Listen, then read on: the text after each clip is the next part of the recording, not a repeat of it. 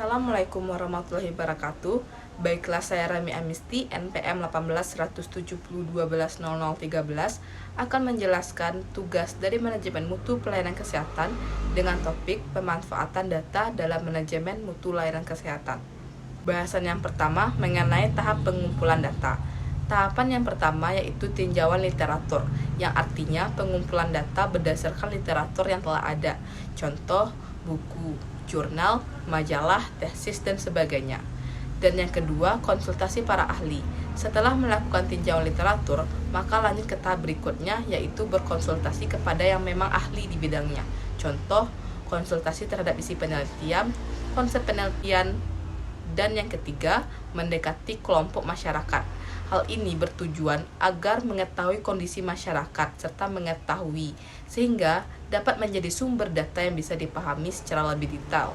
Contoh, mengetahui karakteristik masyarakat dari budaya, kebiasaan, sehingga bisa dijalankan proses pendekatan pada sumber data yang dibutuhkan. Dan yang keempat, berhubungan baik dengan sumber data.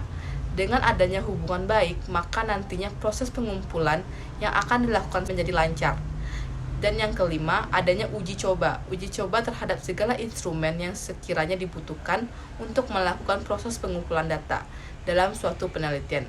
Apakah instrumen tersebut cukup handal atau tidak, apakah dapat dipahami, dan lain-lain. Dan yang keenam, penyusunan pertanyaan. Dalam membuat pertanyaan dibuat semenarik mungkin berdasarkan topik penelitian, sehingga sesuai dengan kebutuhan penelitian dan memang berdasarkan jawaban dari sumber data. Pencatatan data. Pencatatan ini diperlukan sebelum dilakukan analisis data. Oleh karena itu, proses pencatatan data haruslah dilakukan secara teliti, cermat. Dan yang terakhir, cek data. Cek data bertujuan untuk mempersiapkan dan melakukan analisis. Dengan melakukan cek data, maka dapat nantinya dipastikan kebenarannya. Bahasan selanjutnya yaitu metode dan alat ukur pengumpulan data. Yang pertama, tes. Tes merupakan sederetan pertanyaan atau alat yang digunakan untuk mengukur pengetahuan, keterampilan, dan lain-lain. Contohnya pretest dan posttest.